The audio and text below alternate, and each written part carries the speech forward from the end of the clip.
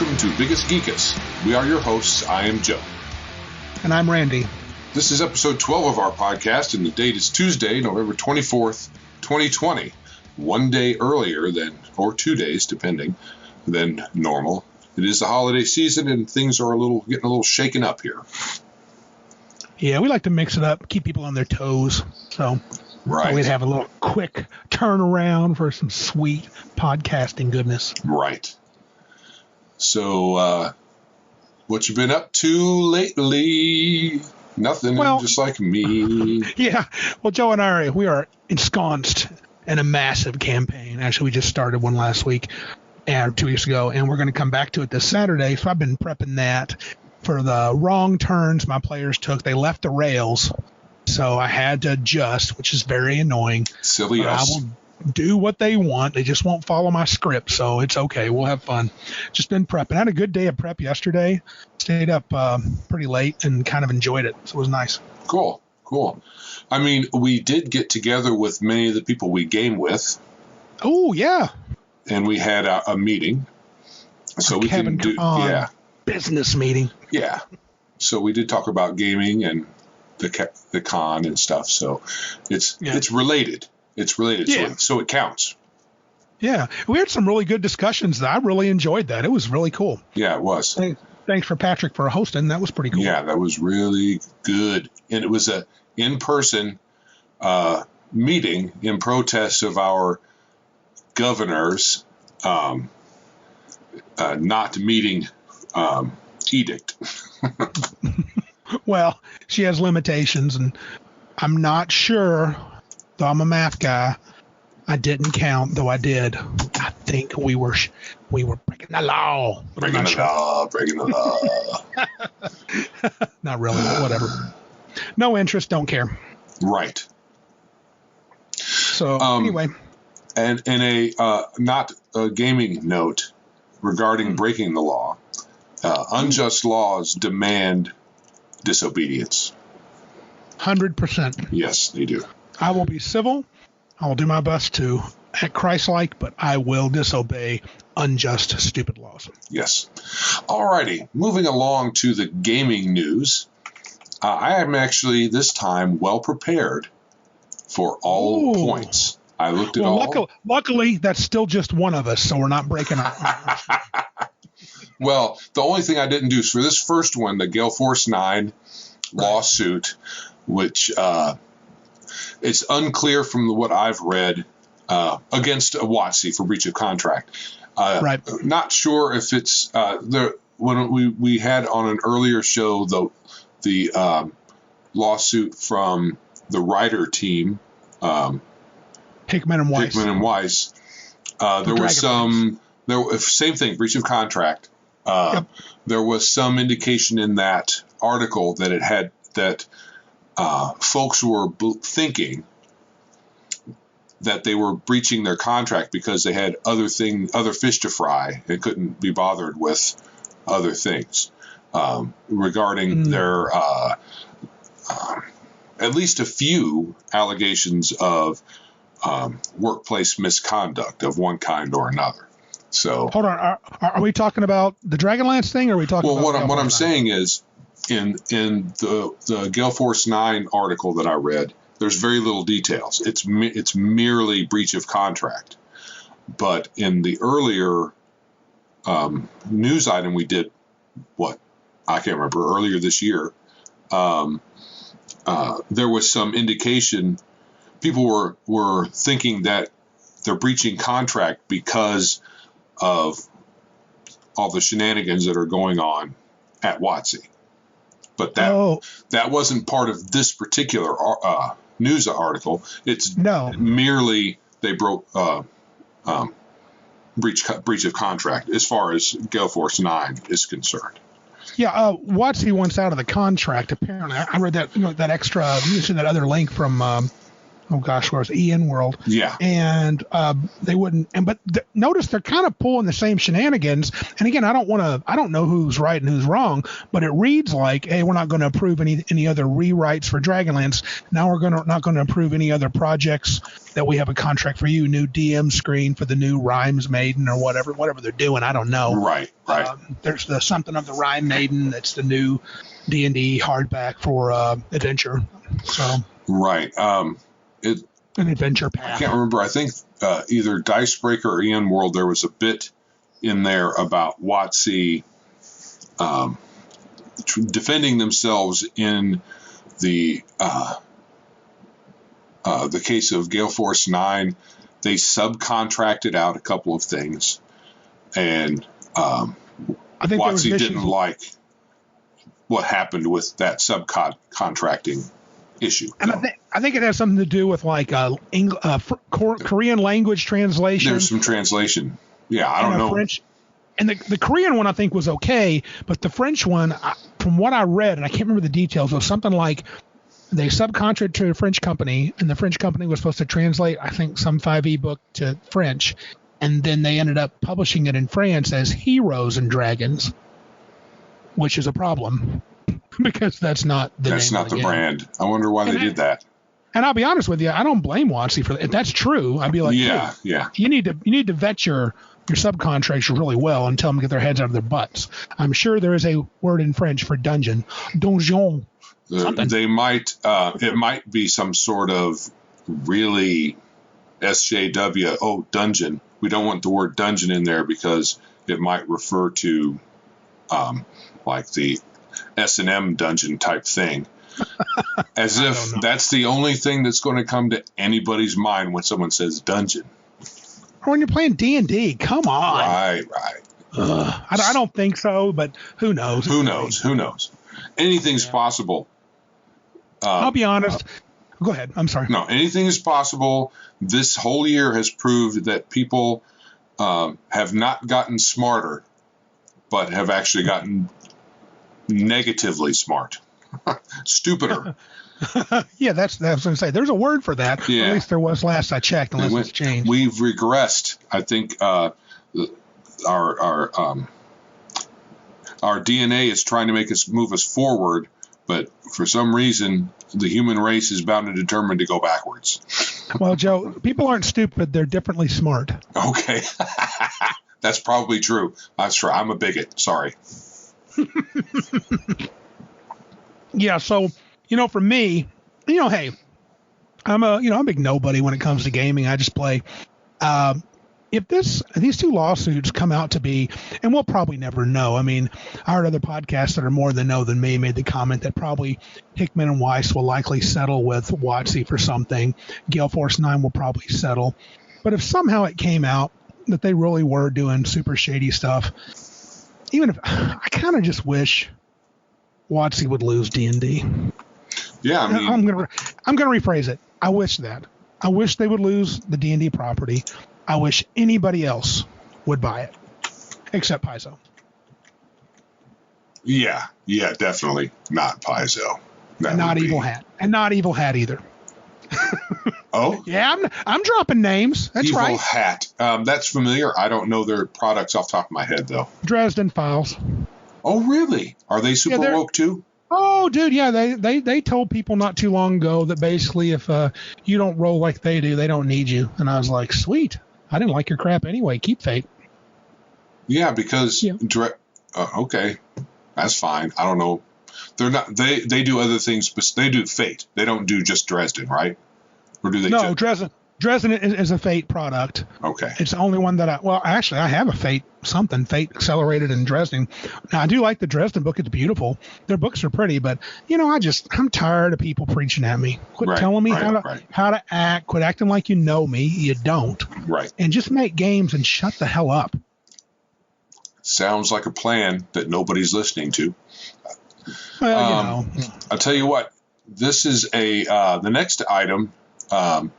Getting off of the politically correct vein. Mm-hmm. Not that we're scared of saying it, but it is. Apparently it's not. a downer.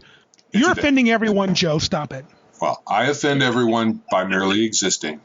That's true. So do I. So it's okay. The maps from Loki. Is it Loki or just Loke? I would say Loki, but it might be Loke battle maps. Yeah, I think they are sweet. great. This is a new offering they have though. Towns and Taverns. When cool. you put that up, Towns and Taverns. It's on a Kickstarter, but they have a lot. When I went and got these, I got their the Dungeon Battle Mat book set. There's 2 of them. You bought them? I bought them. Joseph, okay. Not from. I bought them months ago, and I could only find those, but apparently they have a bunch of other stuff. So, did you like them? Oh yeah, they're awesome. They are great. Are they as good as Paizo flip maps or better? Okay, so all of these form factors are pretty decent. The advantage I think that the Dungeon Battle Map or Battle Mat book set has is it's in the form of a tome, a book. They're kind of more square than rectangular, and when you unfold them, the 2 pages go together that are facing each other, and you just scooch them a little closer because it's a ring bound, and it lays flat on the table. Nice. So you just unfold them and you play them the way they are, and they're I think they're both dry and wet erase compatible. Haven't tested that out. We know that doesn't always play out as advertised. And if you're like me, you leave your markers on for 5 or 6 days after your marks on there for 5 or 6 days. Like I did I have these little magnetic maps I got. It was a sweet Kickstarter a couple years ago. I wish I could remember the name of the company, but they're very nice. But I kind of ruined like 6 of them, leaving a map I drew on for like 4 or 5 days. And you've seen it. I try to reuse it. And you're like, what's wrong with that? And like, just ignore the marks. It looks like a room, but not that room. No. Those look cool. I'm on the page. Those look really nice. They're very well made. The advantage is they're flat, and they store well. They travel well. The advantage to the flip maps is, I guess you could store them. This comes with its own storage, so it's in something that you can just pack. With flip maps, you have to find your own storage, or what I did with them is put them in a map case, but then they get curly. Yeah. And they flatten out okay, but I'd rather not curl them if I don't have to. And with these, you don't. I have mine folded in like the little tubs, but I also have a handful hanging on hangers. There's like these clothes hangers with pins on them. Right. I can like snap them. And those are really nice. I got that idea from Greg T years ago. He had that all lined up in his basement, and it looked awesome. Right. I pretty much have to store everything in as small a space as I can, even at my house. Right. It's just because of the way things are. So these store really in a very small form factor. So I think that's the primary good thing about them is they travel well, just like the flat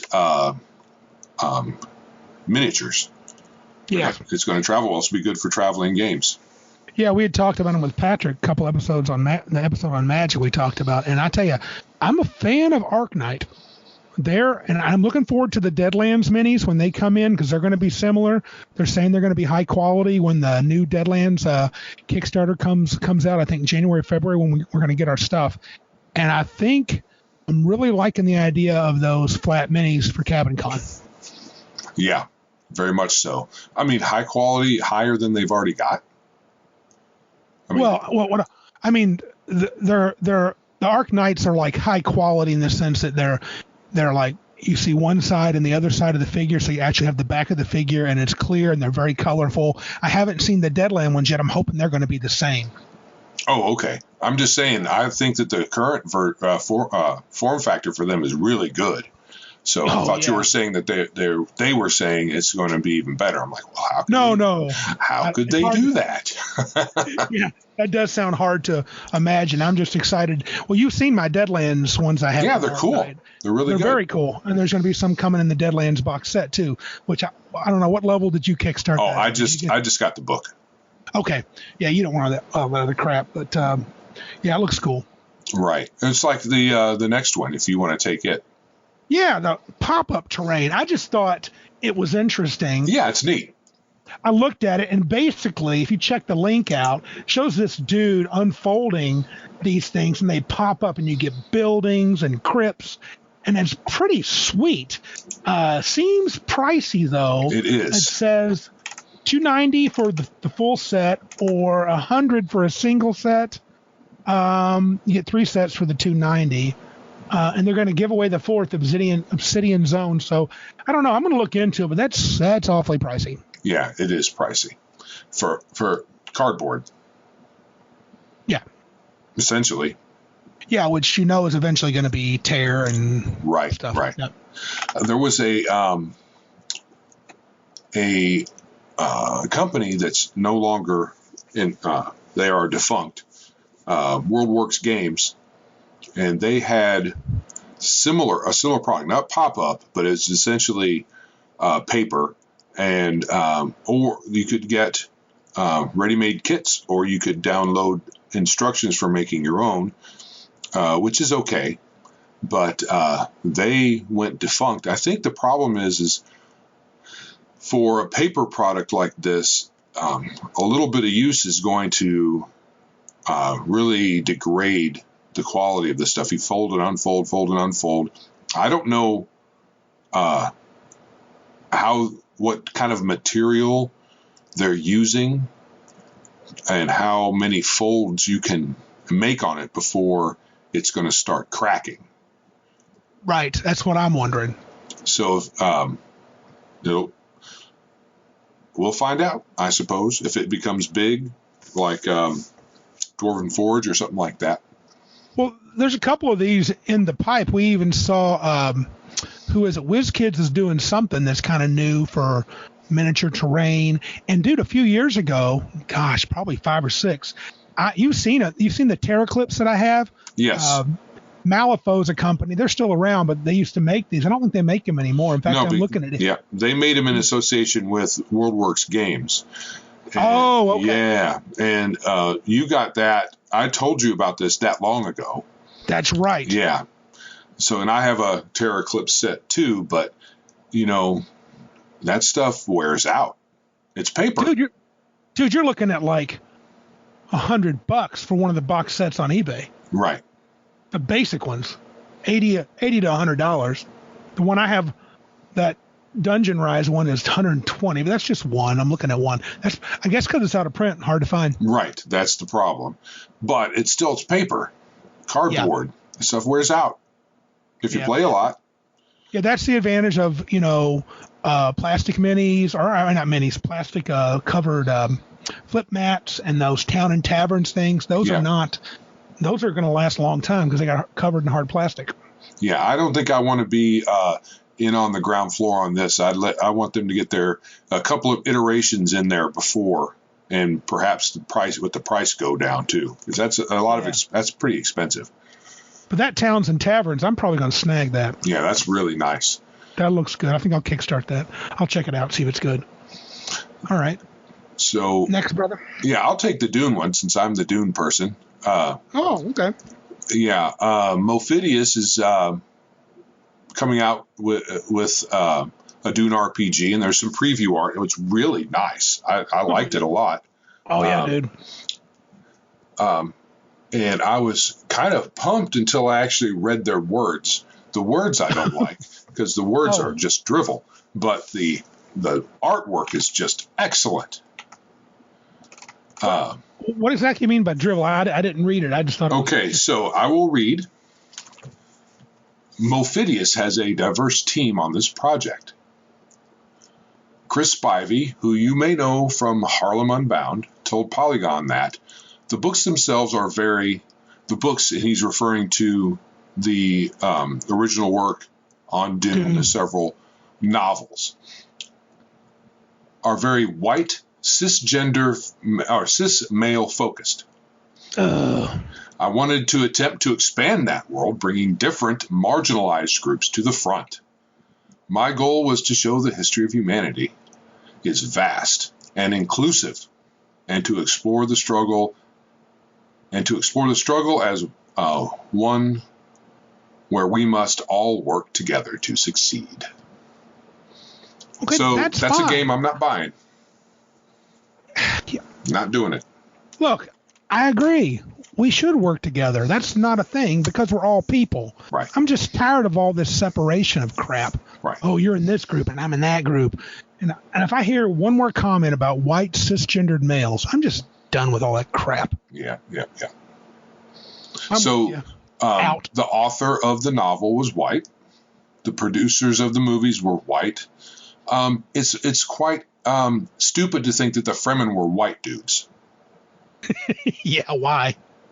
Okay, they were probably more like Arabs because of the conditions that they lived in for the whole existence of their race.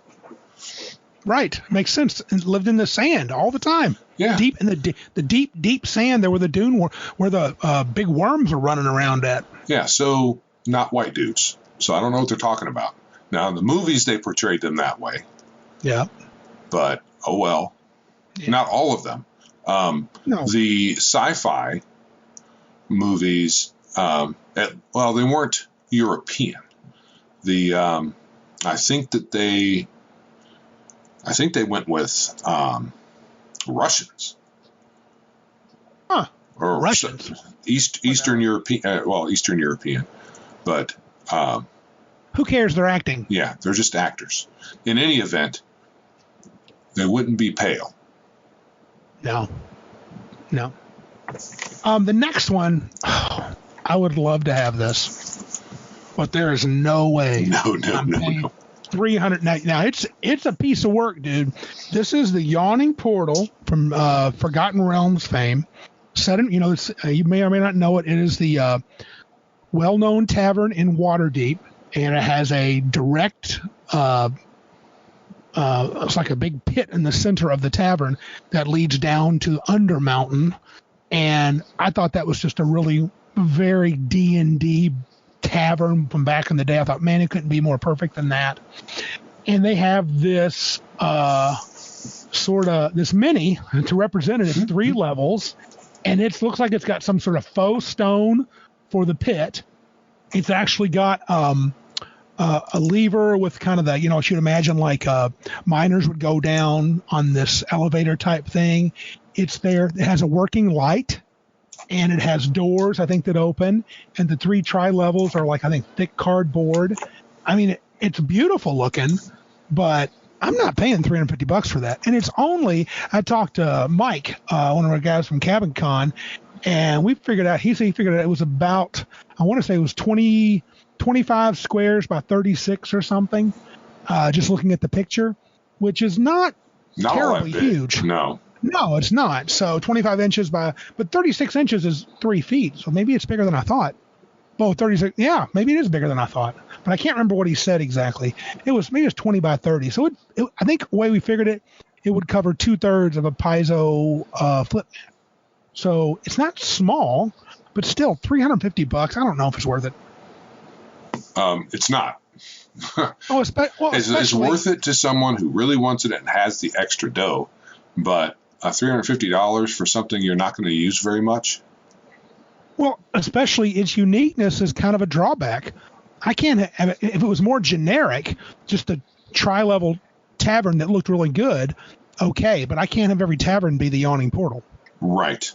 So if you yank that out every time you wanted to do a tavern scene, that would be weird. But ignore the giant hole in the center. Yeah, it's not there. It's stupid. Yeah, I don't know if you have $350 extra that you don't need, buy it. Hey, it's like Monty Cook stuff. Premium game product. Ah, yes. I mean, hey, pay for the cool stuff. You just went a little dim there volume-wise. Went low volume. I moved away like a fool. Stop. Don't move from the mic, weirdo. Okay. All right. No more acting weird. Yes. So, in other news that is less exciting than it could be, Tasha's Cauldron of Everything is out.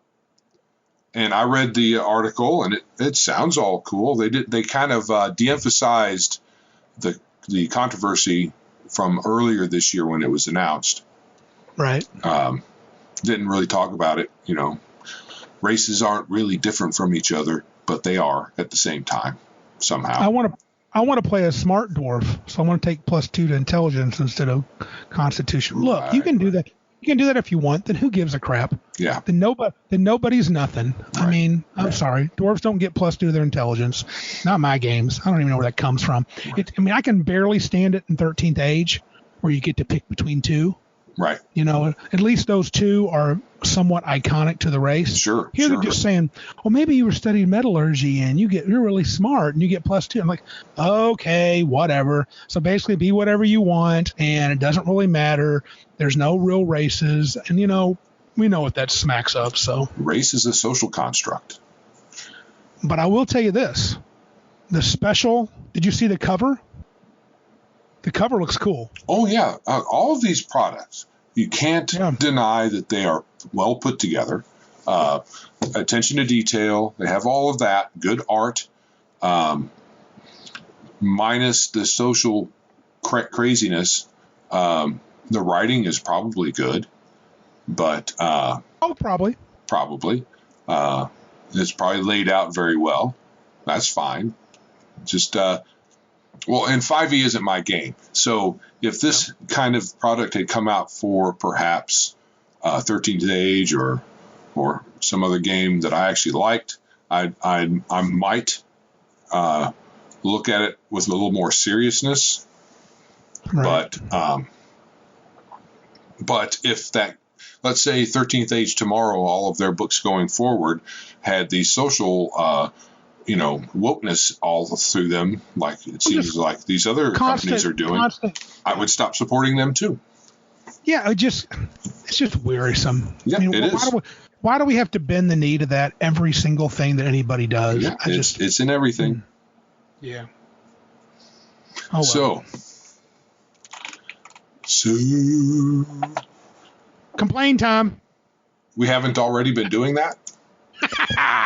Yes, this is a very negative and bad, very whiny episode. Prepare. Yeah, so, and going forward, we need to have at least one, so we can say it was an all positive episode of things we like, Okay. Because there are some things we do like. They do exist. Like my games. My games are all positive. Yeah. Except when we go off the beaten track and then you beat us to death. No, I just end the session so I can plan the evil. Plan the evil. Yes, it's the frustrations that we have with each other at the table, player to player or GM to player or player to GM. That kind of thing. Right, and I got a list here, you see it too, of several things. Joe made a bunch. He elaborated his version of a player and then what problems he have with players when he's a player and versus the GM. So I think we're just going to hit them all as just frustrations, and then we can elaborate and clarify the perspectives from either a GM's perspective or a player's perspective. Right. So some foreshadowing. So I'll just go first with mine since I have a smaller set of things to say. You have a bigger set. So you're going to be the bigger grumpy person this time around. Oh, yeah. Okay, so I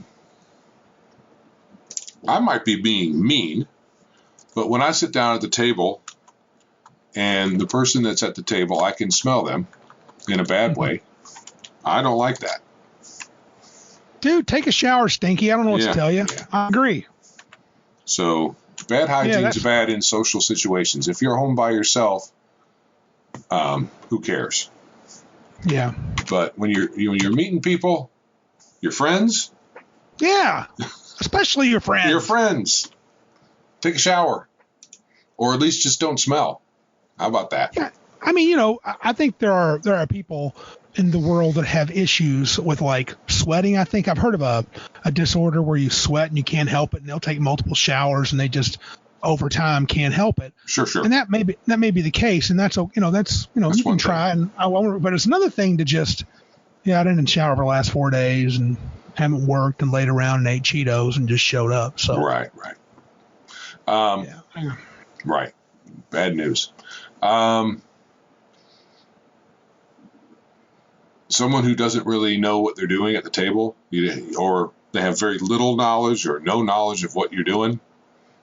Yep. Now, that's not necessarily a huge gripe, because we've all sat at the table and it's the first time playing a particular system, and we're all kind of grasping at straws a little bit. Sure. But even the GM. So if it's with a bunch of folks you get along with, and you're equally suffering in the early stages of learning the game, that's one thing. But it can be really annoying when someone comes to the table who should know what they're doing, but for some reason doesn't really know the system at all. Well, and that's connected to one of mine. I think it's very tightly connected. When a player, no matter how long they play, they never know their stinking abilities. Right. I always got to look up Fireball. Dude, it's a D6 per level. DC is 10 plus half your intelligence modifier plus this. Just learn it. Write it down. Don't calculate it every time. Right. I know when I get to know a system really well, I can, for my character at least, I can flow pretty well. And when I've played at the table with other people, for some reason I know their abilities too. And I know I could possibly be annoying to others if they're trying to figure out what their ability can do, and I say blah blah blah blah blah, because they've done it so many times, it just sticks for some reason. And I know that goes to one of my complaints too. That can be annoying, but I try not to do it I try to let them fumble around, and then I get to the point where like, hey dude, it's blah blah blah. Oh yeah. Right. I don't always tell everybody what they can do all the time. Yeah, that's actually one of my complaints. I'll get to that a little bit. I got some more expansion on that. Right. And so this kind of plays into being slow at your turn. When it comes around to you, you need to, do your thing. Yep. It's just really frustrating. You played for 10 sessions, you're playing a Sorcerer 3.0, and you still don't remember, I can cast Magic Missile more than once? Yes, you have 4 first-level slots. Right. You may cast it again. Yeah. And me, if I can't think of something to do, I pass. I've done that. Oh, my God. I wish more people would do that. But there are some people that just feel like they're just, I think they think, well, they just can't stand it. They can't stand the idea of skipping their turn, which I kind of get that. But if you really can't think of something in like under a minute, you kind of should just say, hey, I'm going to delay, or I'll wait till next round. I'm confused. Or repeat what you just did. If it's... I swing my sword. Swing my sword. It's not that hard. Right. And sometimes you get the player that wants to be... he's either into PvP, which, leave that for the video games, please. He's antagonistic. He just wants to, he could be antagonistic toward the DM or to the players. Not as in he's personally going to rough you up in the real world, but his character, or he seems to always play a character that is a jerk, super gruff, even for a dwarf. A dwarf will look at him and say, relax, dude. Yeah. Or they're always like, well, I can't believe you said that. I slapped Joe's character in the back of the head. I slapped Randy's character in the back of the head. It's like, dude, you can only do that so often. It can be funny once, but you keep doing it, my character's going to knock your teeth down your throat. Right. Because in stories you see that happening, but it's usually someone who is an authority figure with relationship to the person that they thump in the head, or they're not, and it causes a problem. Right. Right. So also I've got wallflower on here. That's for me, it's not a huge thing, but it can be a bit annoying. If you're not going to engage in the story and you have to be coaxed into doing your thing, that's annoying. But if you're not hugely into all the RP or whatever, but you're ready to do your thing when it's time for you to do it, right, I'm fine with that. I'd rather have someone engaged in the story with me as a player, but it's not a deal breaker or anything like that. Yeah, I think the wallflower kind of connects to one of mine. I say no attempt to RP ever. Right. But there's some people that won't do it just because they're there to play a miniatures battle game, and that's okay if you have one. Right. But I'm with you. Sometimes I get, and that's a character type. That's a player type. There are players that just would rather observe. They're very casual. They're not into trying to be a character. They don't cause if they don't cause disruptions and go along with the flow, I'm cool with it. Right. But if they're like, I'm not going to do nothing, I'm going to stand in the corner. It's like, okay, so your character's a wallflower and you're a wallflower. This ain't working. I mean, we talked about that. A topic, well, let's not mention any names, that kind of came up from someone we've known in our massive, broad player group here in Michigan. Right. And that's frustrating, That's a frustrating thing. You're just not participating. Why are you part of the group? Get lost. Right. Yep. So that's the player from player. Do you want to me to go with the GM stuff and then you go back to player, or do we want to just stick with the player stuff? Let's stick with the player. I mean, okay, I want to go ahead. So that's good. I'm done with mine. Yeah, well, you had one there, and I think you might have mixed it with. Did you mix that with? This is kind of mine too. Slow at their turn. Yeah, I said that already. I did. Okay. Yeah, people that take too long to make a decision. Right. Okay. For me, I have several others, and I'm going to bounce off of Joe's ideas a couple times. He's covered a couple of mine. One of them is the PvP, especially out of nowhere. Right. Meaning they don't do it all the time, but all of a sudden something happens, and then they react, well, I steal this. That was the MacGuffin we're trying to get. And you're just taking it. Or I destroy the gym. What are you doing? Or you know what? You offended me. My character challenges you to a duel to the death. Just out of the blue. And that connects also in mine. Some of mine are really close. And it's kind of because that's what my PC would do and what I wouldn't do. I hate that statement. That's an excuse. My character is like, well, the group's decided, look, okay, so we're going to go to the dragon's lair and we're going to try to scout it out because this dude is super powerful. It's an ancient dragon. We're not ready to kill it. We're not ready to kill it yet, but we want to go in there and sort of check it out. Well, my character hates dragons. It says in his background, so I charge. And I'm just like, look, dude, can't you try to be a part of the group and the game? And why would you? Your character can hate it. So it'd be cool if Randy's playing the fighter who hates dragons. I'll just mumble under my breath, and I'll go to Joe's wizard and say, dude, this is ridiculous. We should just kill this damn dragon. I hate this. We'll kill it. You're like, calm down. We got to check it out. I was like, yeah, I think we can get the jump on it. Don't do it. I'm like, okay, but I don't like it. You know what I'm saying? Right, yeah. And it's just role play, but I go along and do everything. I'm not really in play in the story. I'm not going to try to mess it up. I'm just going to, make the comments. My character doesn't like it.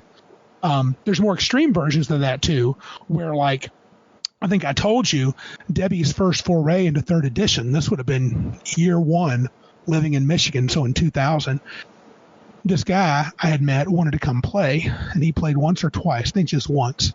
He was there 2 hours, and he had already finagled it to where something was about to happen, and Debbie wanted to do one thing, and he wanted to do another, and he was like, it's either her or me.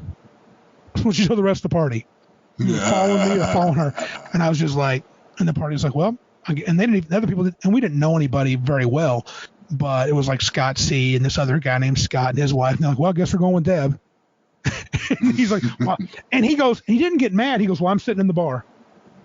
And I'm like, okay. And after that, we kind of canceled. Did Craig just poop out on us? Hold on. It's okay. I don't know if we should say that.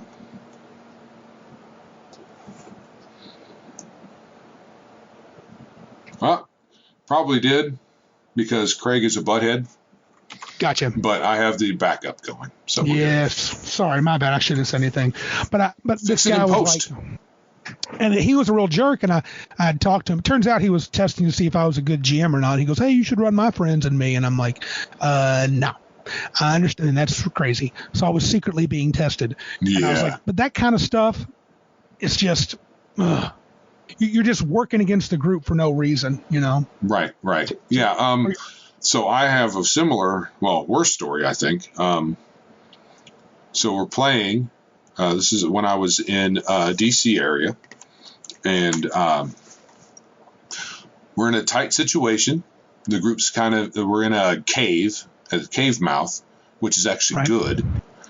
And there's these opposing group attacking us, and one of the players, I think he metagames at the situation and thinks that we should be giving up, and that there's a next part that we're going to have to deal with by giving up. You know, we give up now, and then we go on to another part of the adventure, because he thinks we are outmatched, but we have the enemy in a funnel. They can only attack us a couple of people at a time, and it's a bit of a grind. Right. And I think he got scared, and he was a rogue. And this was in 3.5. So he sapped out the fighter in the front rank, and then threw in, put up the white flag and said, "We give up."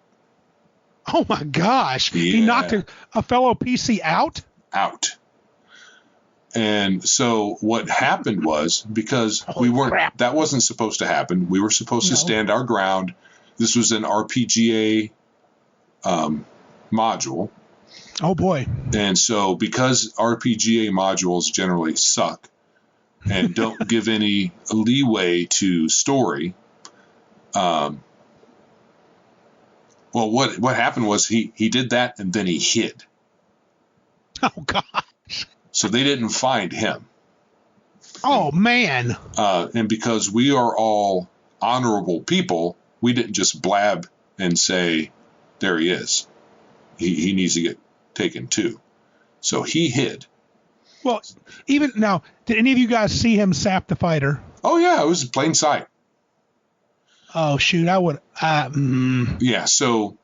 I might have snitched, but maybe not. I might have waited and got him myself. So, because there were no directions in the module for such an eventuality, the DM had to kind of pull a mulligan on the whole thing. And of course, none of us were happy with that. Right. Like, what the hell, dude? Did you guys, I'm telling you, in a campaign, I'm afraid my character would have said, "You're not part of our group." Well, I posted we had there wasn't any Facebook at that time. I can't remember what it was. We had some sort of email list or something. And I posted in character, and just, because the DM pulled a mulligan for us. We ended up all surviving. But in character, I posted a note as if I'd written it to everybody as my character, and said, this person is no longer welcome in my presence. So. Absolutely. I mean, that kind of stuff drives me crazy. We'll get to that more with the whole, even with turning on people and going PvP. If you do that once, or if you, do I have it in there? Like if you turn on the group and I know everybody thinks it's cool. I'm playing a thief, so I got to steal something. And it's okay if you steal a bauble here and there. But if you steal like magic items and things that could help the party or important story, items, I'm sorry, I don't think too many groups would put up with your crap, and I mean that in the game world situation. Sure. I know there's plenty of groups I've played in, and when we were young, it was like WWF. We were always backstabbing each other, and if we still came back to play, we just wanted to get back at each other. But we eventually grew out of that. I know I did. I know you did. But people grew out of that. So well, it doesn't make a good story. Not really. No, it doesn't, because not for a D&D game. No. So, but yes, in a more realistic vein, you turn on your compatriots, you don't have no compatriots anymore. Yeah, and that's lone wolf PCs. I'm Wolverine. I don't work in a group. You got to convince me to join us. Get out of here. Right. And the thief thing, those both bother me. I mean, who's got time for a guy who's like, I don't want to join the group? Well, okay, we'll find someone that will. Yeah. See you later. If you want to stick with, because my PC wouldn't do that, that's a good combination. Now make a new PC. Oh, we can add that to versus another player. That particular phrase. Yeah. I really hate that because my character would do that. Who's controlling the character? You? Yep. And for the sake of a good game, rejigger that stuff. Even if you have this elaborate background in your mind. I mean, if it was something huge, I get it if like I'm the King's Guard, I'm the number one King's Guard, I'm his right-hand man, and now the group wants to sneak into his vault to steal something. Right. I mean, that's on the rest of the group. Look, I'm not allowing that. That's a different story. Right. So, role-playing your character accurately is fine, but justifying being a dickhead by saying, well, that's what my character would do. That's what I mean. It's just sad. It's a cop-out. Agreed. In general, and I don't like, this is another one, along with the backstabbery, I don't like evil PCs. I know people out there, I've had great campaigns with evil PCs, and you don't have to backstab people. I realize you don't. My boy Tony out there, Tony S., I know he loves playing some lawful evil, but honestly, those stories don't interest me. No. That's the stuff for the bad guys. Yep. You can be the good guys, or at worst a neutral guy, in terms of your view. You can be a little more mercenary, but I'm not down with someone being truly evil. I'm not interested in it. Not at all. Right. No. I like telling heroic stories. The bad guys, the evil people, are the ones that get defeated, mostly killed. That's the kind of story I like to tell. On a different thing, but maybe a related note, it's not really related. It's a different story. I really am not a fan of, and this is a DM or a player, anachronistic or silly names for PCs. This is Pop Top. He's my half elf. Oh yeah, this is Goober. This is my big dumb fighter. Right. It's like, I get so, and look, you can do that, and the game can be silly, and that's fine, I guess. But if I'm running a campaign, I'm not likely to run a silly-based campaign, and so I would like people to try. Even this past weekend or 2 weeks ago, I told you about how most, and I'm kind of using like English and Scottish. I'm using English, Renaissance level English names for humans. I'm using Scottish, Gaelic names or Irish names, either one, for dwarves, and a few, and I forgot what I had for others, but I have some naming conventions. Now, for me as a GM, I'm going to try to follow that because it gives my world, feeling, and it gives it flavor. Right. I would like players to at least consider it. Right. Instead of just, I want to name my dude Bob. Okay. But it's just, I don't know, it just takes me out of the game when people do that. Right. I get that. Yeah. So was Butch an anachronistic annoyance for you? A bit. To be honest, but the truth is though, Butch and Brock as names bother me a little, but they're from Elysium. These are Elysium characters. One, Joe has them both surviving, but they're from. It was a planar campaign. Butch was from somewhere, and so was Brock. not the worlds they adventured in initially. Right. So he could have been from a very Earth-like world, or someone when he was young could have said, maybe it was short for Butcher, because Butch killed a lot of things and enjoyed it. Yeah. So I mean, when I thought about it, I was like, it's not bad. It's not bad. It does throw me off though. I mean, a little bit and it's probably because I'm used to him now. You've had him for what, 5 years? I've not tracked that. What's that? I've not tracked exactly. I mean, he was a while. He is Butch is probably the only surviving original arena character. Oh yeah, true. From the very beginning when Greg was running it. And to be fair though, characters were throwaway. Right. In our mind. I named a character Nodwick. So I was being kind of goofy. Yeah. And me too. He just happened to survive. I mean, kind of. I mean, the early arenas, they just came back after they were defeated. So, But I kept Butch. I can't remember when we started doing that back in 3.5. Right, but I'm saying Butch was. We started doing the arenas at Lake Houghton, right? At Houghton Lake. Yeah.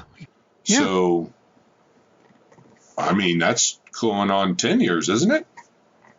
It's got to be. That's a long time, yeah. Yeah, I've only had Brock a short time, maybe two years, something like that. Yeah, and with Butch's background, it actually makes sense. That should just be some name he picked him for himself. He might like it. Right, and because he was born from a vat, he had to figure things out, and his first experience was, I think he walked onto a dock that he remembers, and into a tavern.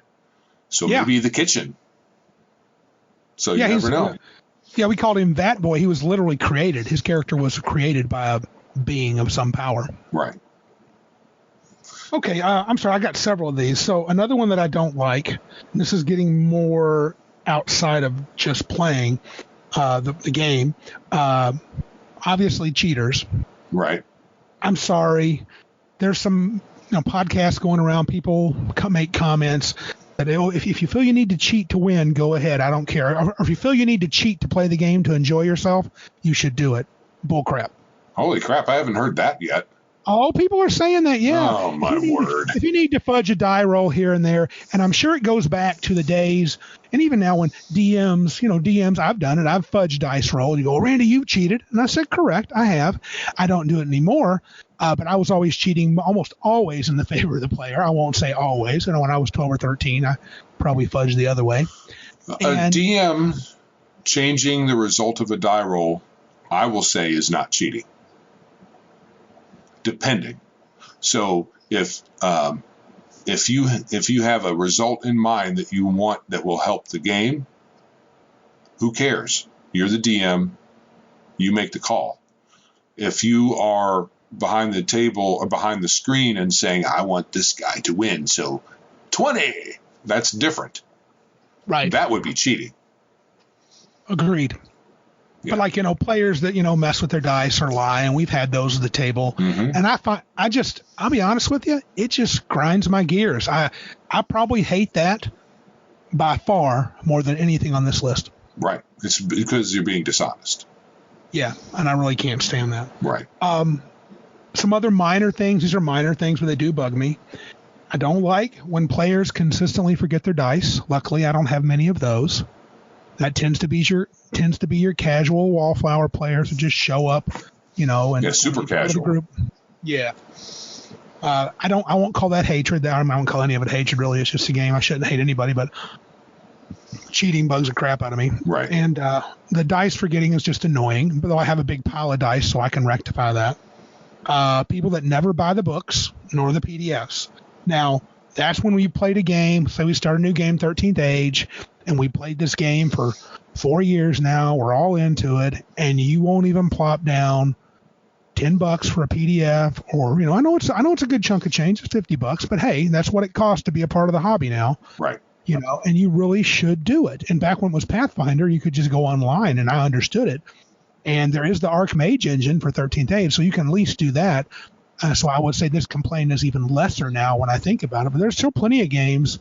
Like if we get into the Alien game and we're playing it like, we play it 4 or 5 times a year, short campaigns, we're using it a lot, and everybody's loving it. If you can't get the PDF or the book, I mean, I guess it's not. Maybe it's not maybe it's not as big a deal as I thought. I don't know. It just annoys me a little. But people seem a little cheap sometimes. Right. I get that. It's a tiny annoyance. That's super small. But it depends on what happens at the table, really, with that. If they sit down and they know what they're doing. Oh, yeah, that's no issue. They have their character and all the other stuff, and they just sit down and they got it. That's fine. Yeah. But if you say, oh, did you update your character? No, I don't have the books. That happens over and over again. That's when it gets really annoying. But if when people sit down at the table and you wouldn't know they didn't have the books from how they played, that's fine. Yeah, it don't bother me at all. Right. And then this is a kind of people would call this rules lawyers. You had mentioned that too on a text. Right. But I see it a little I don't mind a rules master. Right. Because we have a couple of those. We have players. I mean, I tell you, something blew my mind for the first time was Greg T. Back in the day, we were playing Pathfinder. That dude knew some of the most esoteric rules. And it was like, I mean, granted, when I played 2nd edition, I was kind of that guy. Right. I mean, I knew the rules pretty dang well. But this dude was just unbelievable. He was like an encyclopedia. I mean, he wasn't lording it over you. No. But I could look to Greg and go, hey, what's the rule for that? And he goes, oh, you got to add +2 to the jump, and every 5 feet's another +1 and for the DC. I'm like, oh, okay, thanks, dude. Right. Yeah. It's easier than opening up the book and trying to find it because none of these books have good indexes. No, very few, if any. I can't even think of one off the top of my head. So rules master is fine. A nitpicker or a rules lawyer? Oh my gosh. Right. So I gotta tell this story. Gen Con, 2nd edition era, late 2nd edition era. I'm GMing. It's my 2nd or 3rd time GMing at Gen Con. Got a full table, running 13th, 14th level characters, doing a Planescape Dragonlance mixture kind of game. I pass out pre-gens because characters are 9th to 14th, 13th level, so most people don't have them just hanging around. Plus, I want them to fit the story. It's one kid. Something happens in a fight, and he's a kid. He's like 15. Something happens in the game, and he's like, that's not right. And I'm like, what? And he goes, page 41 in the Dungeon Master's Guide, and I quote. That's what he started his sentence with. And I was like, stop right there. I said, look, I'm the DM. I literally don't care what the Dungeon Master Guide says. You can see his jaw hit the floor. And everybody else on the table was just nodding their heads because he was like that, trying to rules lawyer everything. And I was like, dude, I'm running the game. Don't need your help. Thanks. Right. That's no good. Yeah. No. And I quote. I was like, you might as well stop it right now. I got a quote for you. Shut up. I paid for this game. Here's your $2. Get lost. Right. So, and I got a couple more, then we can move on to picking on the GMs. I really get frustrated with this, and we do this at our table some. We're getting better, but we still do this. Oh, I forgot I had a +2 from flanking. Therefore, I should have done 9 more damage last round. Right. I do catch myself doing that occasionally, and I try not to. I've done it. Phil's done it. Yeah, a lot of us have done it. It really jars the game. It does, especially if I'm 2 players in. Right. Like you went round 3. You went initiative 3. I'm at initiative 5, and my bad guy's about to go. Wait a minute! I had this. I did this damage. Oh, he's dead. No, I think I'm at the point now to where I'm just going to say, look, no retro. If you miss something during your turn, it's missed. It's missed. And I don't care if the next guy's. If Joe goes and I say, Jenny, go, and she's, I'm going to wait a minute. I had +2 to that. Nope, sorry, out of luck. Next round. Yeah. Because if you notice, as a DM, that I generally don't do that. Right. I'll go, oh, I've even forgot like 5 monsters to attack. Mm-hmm. And I said, nope, I'm SOL. I know that I have forgotten things with my players. Oh, I could have done this and that and the other thing. Or I forgot a bonus. I know I was forgetting this one bonus, not this past game, but I can't remember all the details. Anyway, I missed enough so that I know things would have died that didn't. They would have died faster. And I was like, well, I missed that. Oh, well. Yeah, and I know maybe I would have dropped a player, but in the end, it's all right. I mean, we're all gonna have our chances. Yeah. And this is one that I think is tough, because this is one that can get, cause especially for you and me. I think not letting other players play their characters. There's multiple layers to this. There's people that will, and you mentioned this already. You'll say, "Hey, I'm going to do this." Oh, you don't want to do that. That's a crap move. You need to power attack. Right. You know, or hey, don't forget you got +4 on that. You better go ahead and do that. No, don't count that. You get advantage, and just tell them you shouldn't do that. You'll have advantage. Oh, hold on, wait for me. Let me go first, and then you'll be able to do this. And that's where you're really gaming the game and not letting them play their characters. And I know it can be tough as an experienced player when you're like, oh my God, I would do such a better move. But you really should just let that happen and let them be their character and let them make a mistake, even if it's going to be bad for the party, because that's how they can learn. Right. You know, and I think just telling them, you're like, okay, now I got the max move, and who knows, maybe they have an idea you didn't think of. Maybe they're planning something you don't realize. Right. So I think the most I'll do at this point is say, hey, I'm going to do this, before people decide their turns. I'll say, hey, I'm going to do this. You can wait for me or not. Your choice. And that's okay at the beginning of the round. Yeah. Or before if you get a chance to plan, hey, let my wizard cast fire. This is back in the old days. Let my wizard step in the room and soften them up with fireballs first. Do not run in there first, even though you have a 39 initiative. Right. Yeah. And that's not too bad. But letting people play their character, especially new people, you got to let them make their mistakes. Yeah. And I think another thing, and this is something I've been guilty of, and I know you've been guilty of, and I've seen it in a few other players that have spouses. We tend to, I think, help them too much. Right. In my opinion, they need to stand on their own 2 feet. They need to play, and it doesn't mean if they go, hey, is this a +1? That's fine. But if they're like, I don't know what to do, I'm like, do what's on your character sheet. And they ask you for help, it's one thing, but to kind of look over and go, you shouldn't do that, you should do this. And we tend to do that more with our spouses and significant others because we want them to enjoy their experience and be successful, and maybe because we want to do well too. And I've done it. I have. You've done it. A couple other folks have done it, and I really think we should learn to just let them be. Right. Let them do their thing. If they miss a plus, so what? You and I missed a plus. Mm-hmm. It happens. Yeah, it does. It's not the end of the world or the game. It's either way. It's not the end of the world, but it's more fun if you just let them do their thing. Yeah. Okay, so I think that's all I got against players. Right. So, and really, please realize most of these are minor. I mean, it's not like we're like. There's some that torques my gears, though. We don't sit there with a clipboard and say you've ticked off 3 items on the do not do list, you are out. Joe, you have forgotten your dice 3 times. You have not bought the Blue Rose RPG, therefore you're out. Okay, I will be out then. Joe would love that. Yeah. See ya. So versus the GM. Yeah, get him. Get that SOB. Yep. Wait a minute. That's me. Most of what we've said a lot of things could be applied to the GM that we've already said. Sure. So don't need to reiterate that stuff. However, I would say one thing. Go ahead. Go ahead. What were you going to say? I was going to say, I do want to reiterate the know your system one. Know your system. Yes. Yes. At least the basics. Yeah.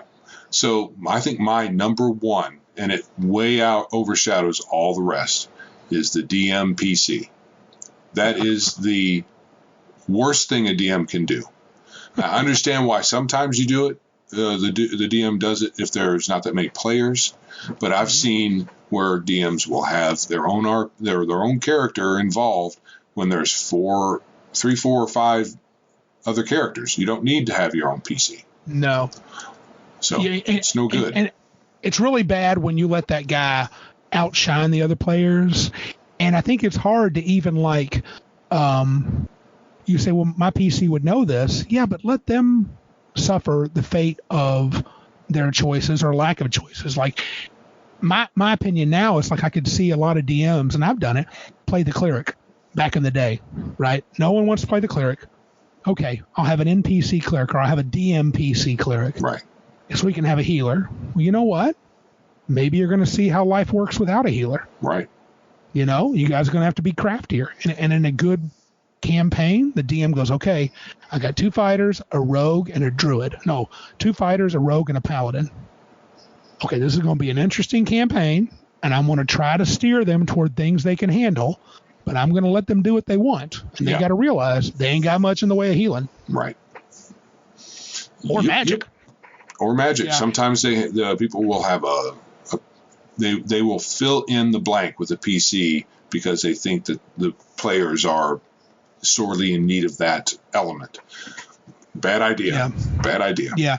Or okay, I will say this: it's possible that some groups are cool with that. I think it's poor play from the DM. From the point of view of the DM, if you have to do that, you're not constructing your game right, or you don't have it open to enough people, or something. You should never feel that way. I think you could probably run a solo campaign with a DM, one person, one DM. It might be weird, but you could do it. The DM doesn't need to run NPCs to fill in gaps. Oh, I think you 100% can. Yeah. I think the danger is the DM falling in love with their PC. Right. If it's a DM non-player character, that's better than a DM player character. You're talking about a DM player character. Right. So if you just have an NPC like a guide, here's a guide, he's going to take you through the forest, or you're escorting somebody, or for some reason there's an NPC in your midst while you're gaming. That's different. But if it's their PC and you kind of hand the DM task around the table, and sometime or another they're going to play their PC as well. I get that. I know I've opened up games and I'm like, oh, I'd love to play this game. But then you might be the only one that likes the game enough to run it. So you may never get a chance to run a PC in that game. So you might feel the desire to have a PC as well. Well, and I understand that. Yeah, I understand. And there can be reasons. To me, I would prefer, like, let's say, like, I could imagine a situation where maybe, like you said, you have shared DM responsibilities and you got to play your, maybe, okay, Joe, it's your turn to GM. And you're like, what about Volsivar, my wizard? We're still trapped. We got to get back to town from the so-and-so, let's say the Hellfire Fields. And everybody knows the Hellfire Fields, this ain't going to be just a walk in the park. It never is. It's a nightmare to go through there. So I'm not just going to say, you're back. So when Joe takes over, he could say, oh, you're back. I guess you could story it. I mean, that'd be a 13th age move. But if you wanted to really play through it, you could say, well, my character's going to stay there, and I'm only going to step up if things get really hairy. And as soon as we get back to Greyhawk, dude, my character's going to run off and make scrolls. I'm doing something wizardy while you guys adventure. Right. Yes. And I think in a DM NPC, I've done this where, like, maybe somebody is you imagine a young cleric at a temple. He makes various mistakes. It's kind of a goofball.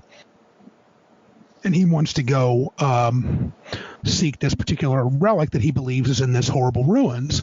Well, nobody else in the temple believes it, and so they won't help him. So he seeks out the party, but he's like, hey, I want to go do this to prove this. So the NPC is with you for one adventure. I would make him much weaker than the party. I'd make him weaker than the party, where he couldn't outshine them, but have some helpful things where they're not just carrying him all the time. Right. He's a good healer. Yeah. And the dude can, the dude can track like a ranger. So he'll be a good, advantage during this adventure, even if he isn't much of a fighter. And he wants to go along story-wise because he has to get this item to prove to his superiors he's not a dumb butt. Right. And that's a one-shot sort of thing, not a constant thing. Right. Yeah. So we've already talked about knowing the system, having knowledge of the system. The DM at some point needs to be knowledgeable of how the system works. But what rankles me even more than not knowing the system is when you have an adventure, especially a published module, and the whole session is you reading the box text, and your nose is in the module the whole night. No, that's no way to run an adventure, in my opinion. You can, as a young player, and I did it. I did it early on.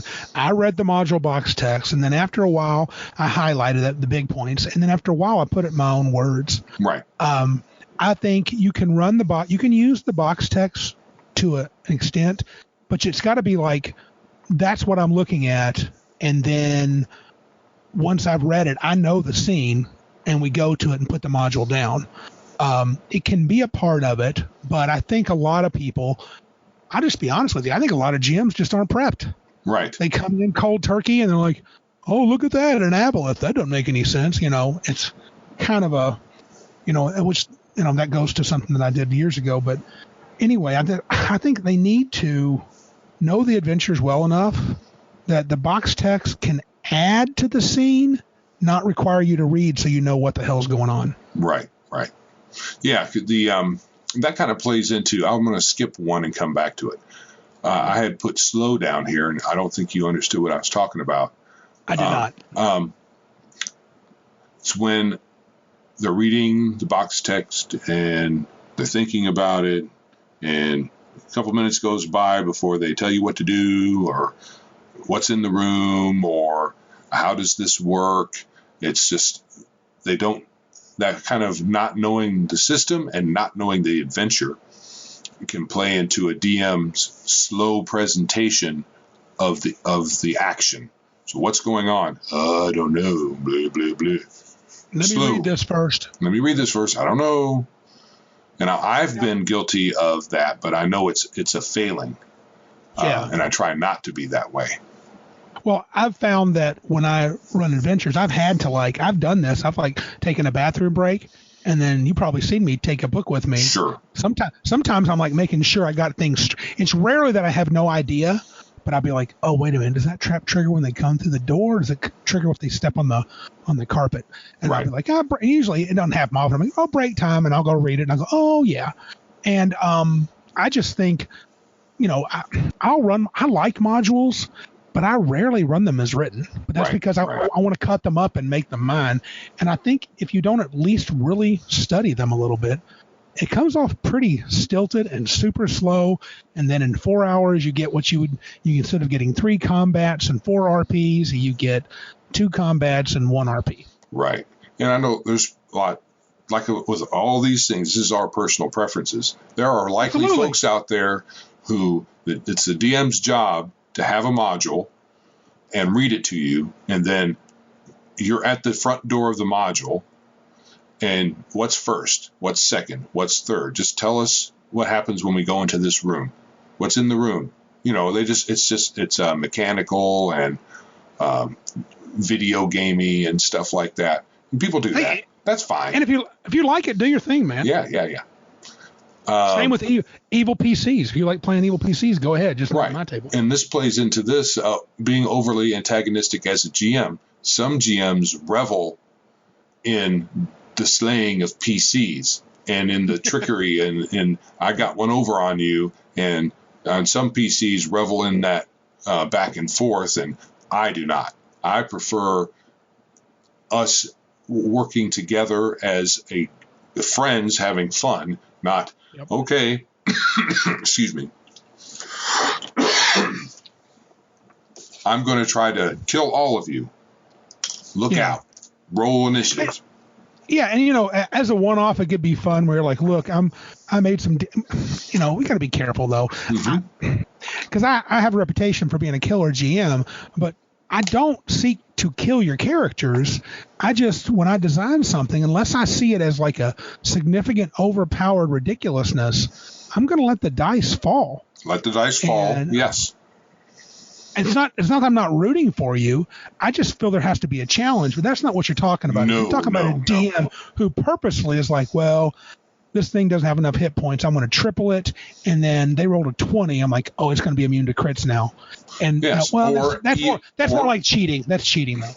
Or when your character is died, he chuckles and laughs and puts slaps his hands together and rubs them like, just as I had planned, or some like right. he could have easily just had a thin mustache he was twirling, silly. Yeah. My dungeons are too hard for you. My doors are too powerful. Yeah, it's really silly. It's silly. And I think something that's equal with a lot of these is inconsistent in your adjudications as a DM. Yep. Consistency is important. I don't know how more clear that could be. For this PC, you ruled it this way. For this PC, a few minutes later, you ruled it a different way. It might just be that you forgot, or you're playing from the hip a little bit. But consistency is very important, because then if you're inconsistent as a DM, the players don't really know how to proceed very well. I think I'm pretty consistent. Yeah, you're consistent. No? Yeah. Okay, I think so. So, like a lot of these things, grain of salt. So, and we're all friends. So it's not like, oh, you ruled that different 2 minutes ago. You're no longer my friend. I'm taking my books home and we're not playing again anymore. Right. It's more if you have a DM that is consistently inconsistent all the time, right? Then you probably won't play with them very much. Yeah, trying to climb. This week it's make a strength check. Next week it's make an athletics check. The following week is 50-50. The next week it's roll under your level. You're just like, dude, make a decision. Right. I think it comes a little bit from early editions of D&D where there wasn't a consistent mechanic that you would use to be successful at a thing. So grappling was one thing. Other skills, if you had them, if you used that little subsystem, who knew what that was, because it wasn't really spelled out. And oh gosh, and 1E. Yeah. Saving throws. Sometimes you had to roll under a number. Sometimes you had to roll over a number. And that's not, to me. I'd rather have, okay, to succeed at a thing, roll a die. There's a target number. Roll your die. Yeah. I really like games. I prefer games that are roll high is good. Yeah. Because it just seems weird to get excited about a low roll. But I know some games have low rolls that are fun and people like them.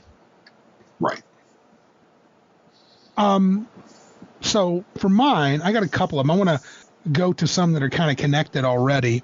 With the whole being slow, reading the box text, I really get frustrated with the GM who has done no prep, and it's obvious. Yeah. I mean, yeah. I think as a player you can do it, but I think as a GM you see it even more, because you're able to say, he has no idea who the bartender's name, even though he knew we were starting at this bar. That's kind of silly. Yeah. But now, to be fair, I'm an over prepper, so I'm a little pickier, but that's one of the things I nitpick. Or, you're reading box text. I'm like, I'll be honest, I think that DM's not ready.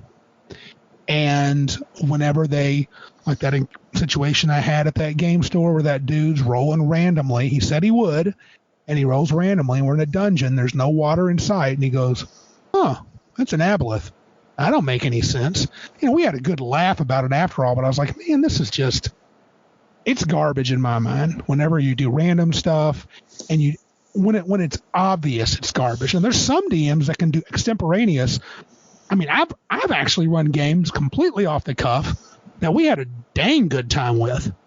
I just completely winged it and got lucky and did great. I've run some that sucked, and I usually stopped early.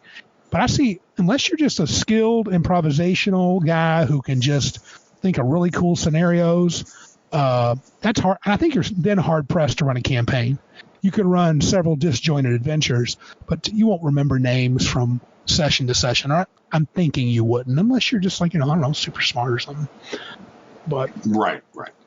I'm not a fan. I'm not a fan when I can tell a GM hasn't prepped. Mm-hmm. Sometimes it's very obvious. Yeah. And sometimes, and a lot of GMs have, and I've been guilty of this, not very good with pacing. So we drag and drag and drag to get the adventure started. Mm-hmm. And finally, when the old man in the corner tells us where the dungeon is, boom, we're there. We're in the first room. You see skeletons everywhere. Roll initiative. Right.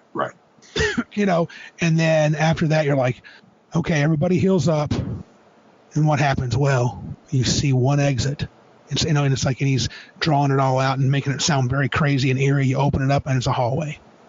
And there's nothing to it. Right. And it's like, pacing's just way off. And that's a minor thing because it can still be fun, but it does annoy me. Right. And this is all connected to GMs. And I'm guilty of this one. I know I am. I hate that I do it. Too much exposition. Right. Yeah, lots of talking. Oh, I can catch myself. Like I told you, like last time, I can write all these histories. Then I want to tell you all about it. And I'm like, they're not here to hear the history of my world. Right. They're here to do their adventure and be a part of this world. If bits of the history come up during play, that's fine. That's all good. But, show, don't tell. Yeah. And when we come to sit at the table, we are role playing, but we're also part of the game is rolling dice and solving problems. Yes. So you want to action. Do it. Action is part of what we're doing.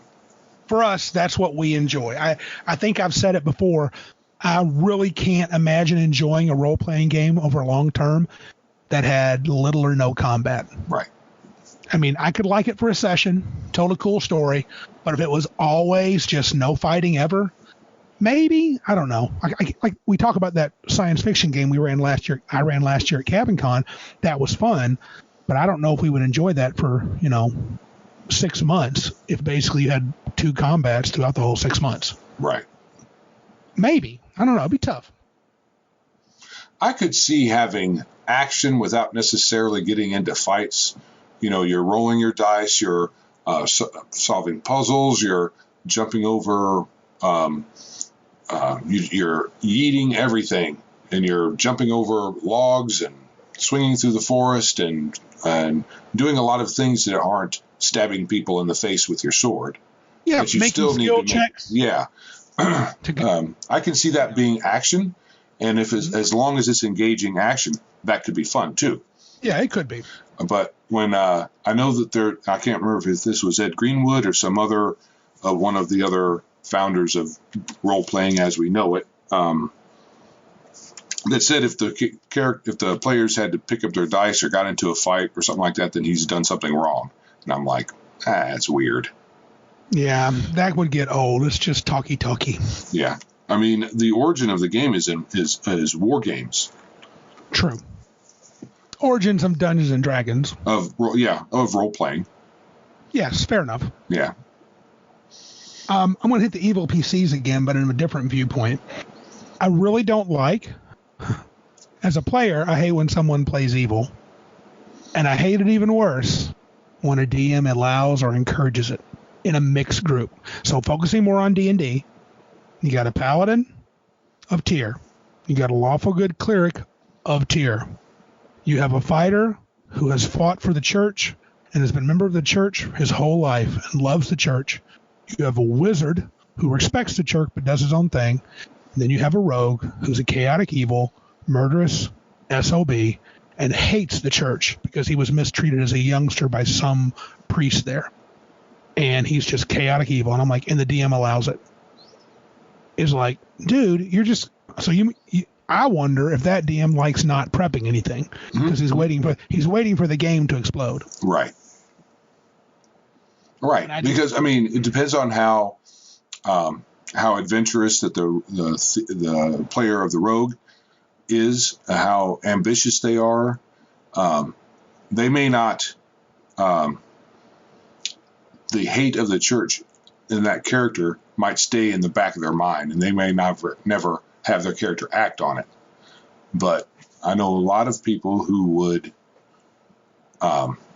act on it, and maybe not to the other players at the table, but behind the scenes, they might go burn down a few of the churches that they hate, and eventually the players would, have to deal with it. Well, if you're a GM and the players bring 3 characters who are strongly aligned with the church, and a wizard who's neutral, and those 4 characters, don't you think the campaign's going to probably center a lot of times around the needs and the issues of the church? Sure. You would think. And you let and having said that, everybody brings up Dragonlance. Oh, racism was evil, and you can be lawful evil. Shout out to Tony again. You can be lawful evil, and you can get along. Yeah, you can. I mean, until you don't. Right? Until you feel like you need to rule the roost. It's like, and then it just becomes, I don't know. I just don't want it to degrade into player versus player. Because Raceland didn't stay in that group until everybody was old and gray. Oh, no. He ran off to be, look at me, I'm awesome. Yeah. And he kind of burned his bridges when he did so. Yeah. And it's not a novel about a single character. Right. Right. The game's not a novel. Yeah. Yeah. True. And then the last one is one that I guess I've probably done it playing favorites. And I think you can, I know my wife tells me that I'm harder on her than I am on everybody else at the table, but I don't know if I see that. But I do know as a teacher, I do worry about playing favorites. And I've had friends of mine, especially back in college, who wanted to take the classes I was teaching. And I'm like, dude, you don't want to be in my class. And they're like, why? I said, because I would be harder on you than everybody else. And they're like, why? Just so it would seem to be fair. Right. That may not be the right approach. I'm just not sure if I could appear to be balanced if I treated them equally. I think a lot of people would see them as favoritism, and that could just be my own hang up. But I really am not fond of the old, here's my girlfriend, she gets +1 sword to start out with, and even though you can't play a fairy, she gets to be a fairy, have wings, and fly and turn invisible. Where the rest of you poor schmucks are first level douche nozzles who have a basic sword, a backpack, and nothing else. Right. That would be no good. Yeah. Have you experienced favoritism at the table? Have you seen it done? Honestly, not really. And if it could be that I just didn't, it just glossed over it. Yeah, I'm not sure I have either, but this is something that I know that I wouldn't like. I've heard a lot of stories about it, so that's kind of where I'm going. So I can't. If my wife is right, I do counter favoritism, but I'm not sure. I've not seen favoritism at the role playing table. But I have seen weird interactions at board games and card games between married people and mostly. But are you really going to play that on me? I think we've seen the same ones. Yeah, but it's just not at the game table, not the role playing table. I don't remember that. Yeah, me neither. I think that's all I got. Anything else? I don't think so, except to say, like I said earlier, this isn't a list of things that will keep you off of my table. No. And I will tease you for or put a red letter on your clothes that you have to wear everywhere you go. But it's just little annoyances. I guess sometimes we like to talk about the things we don't like. So hopefully we can get an episode together and just talk about the things that we do like. That would be good. That would be maybe that'd be a good Christmas episode. Good news and good tidings. Yes. And there's literally nothing you can do that I would allow you to be on my table at all, as Joe said. If you get on my table, I'm going to tell you to get off. Right. But you can be at my table and still be and do these annoying things, and I probably would still be okay. The cheating, that's going to rub me the wrong way. That's going to be a confrontation. Yes, definitely. Yeah. It will have to come to a stop. I know that I've mentioned it, and insensitive. You have to be sensitive. So to people's situations. If you're dealing with adult to adult, there's ways to do it without acting like you're being their parent. But if it's an adult to a underage, because that's happened, and their parents are around, then you talk to the parents. Absolutely. And let them deal with it. For us, it'll be adult to adult. I'm not Yeah. talking about, hey, the consequences. You and I are doing a cage match tomorrow night. We're going to settle this. Right. I'm not talking about that. No, I just mean I'm going to call you on it and say, hey, dude, why are you cheating? Right. What's so exciting that you have to cheat? Right. You know? Yeah. Right. And mostly it's role cheating because I can't control what you do with your character. I'm done with the idea of auditing characters, but I'm not going to, if you got one extra build point, I'm not going to notice. Right. And if someone else happens to notice, I might call you, I might not, but I will call it if you're, rolling the dice and look, you're getting 20s every time. I never roll less than 19 on a D20. How nice is that for you? Mm-hmm. It's called cheating nice. Yeah. So on to other rantiness. Yeah, this Things is Rantville. Yeah, Rantville.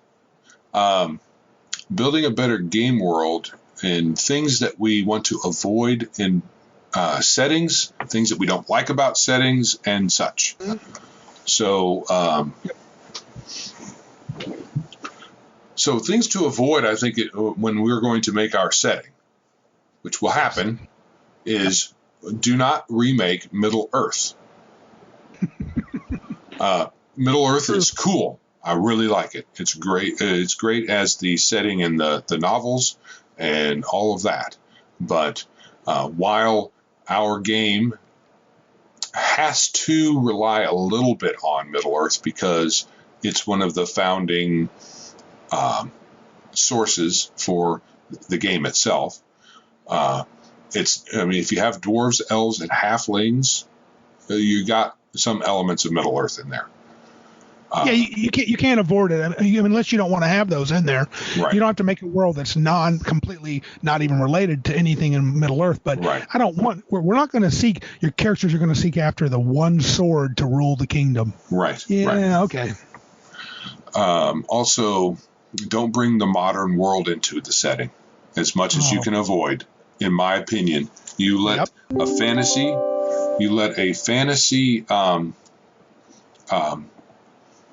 setting that's not Earth fully remain not Earth.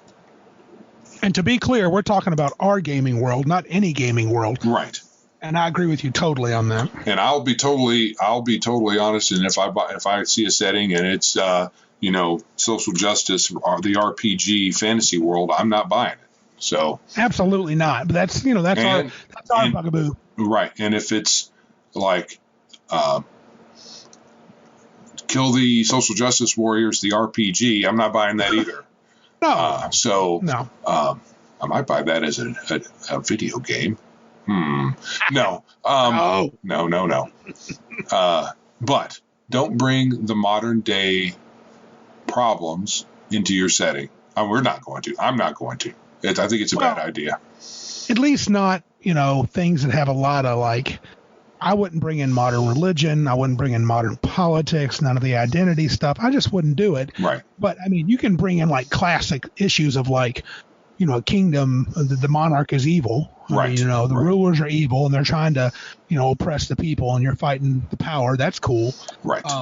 But I think things I'm not really fond of anachronistic things either. I like my fantasy fairly pure when it comes to fantasy D&D type worlds. Not a big fan of guns or sci-fi in a fantasy world. Right.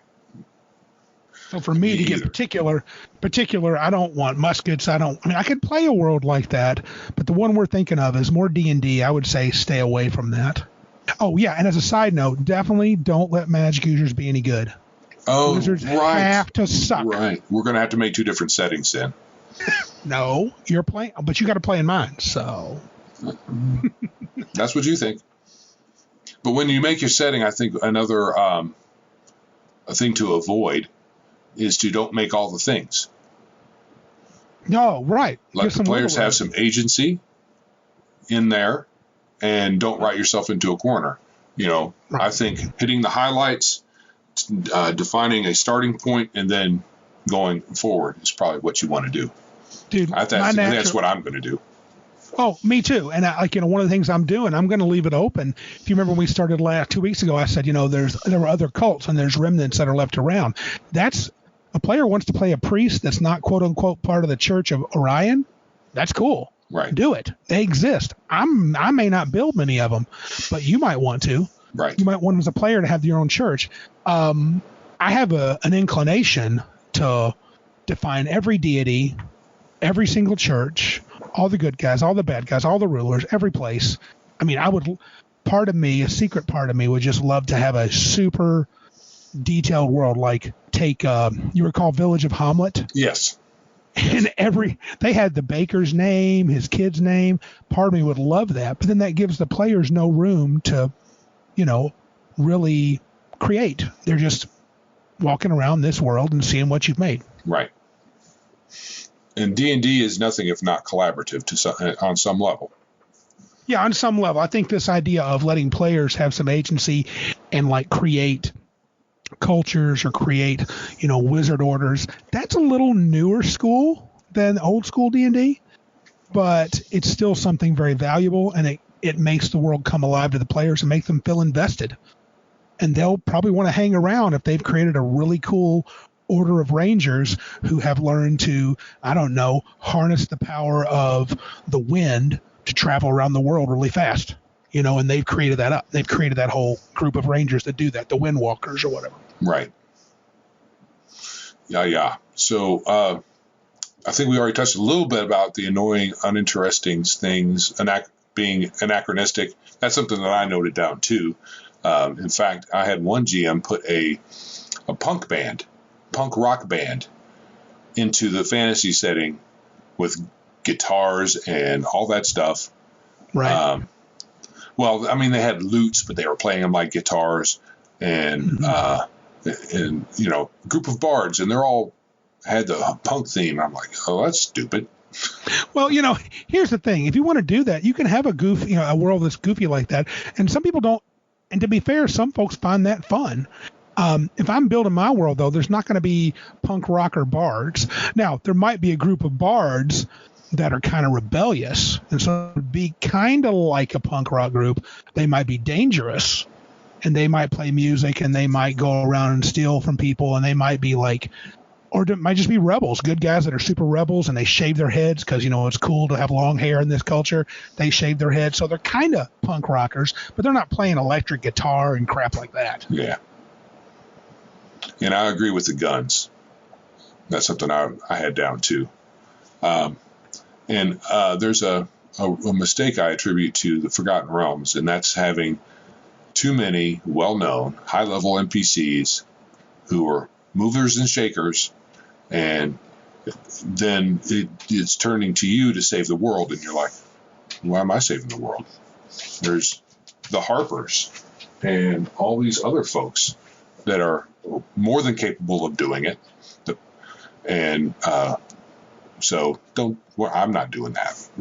It's fine to have famous people because there's famous people, but lots of well-known high-level NPCs running around throwing down with the magic all the time. No. I don't know. I don't like that. No, and I don't mind organizations like the Harpers, but they don't need to be infiltrated in every place in the world. Very powerful leaders that control everything and are always telling you what to do. It's okay at low level if you meet a faction and their leaders, let's use D&D terms, is 9th level.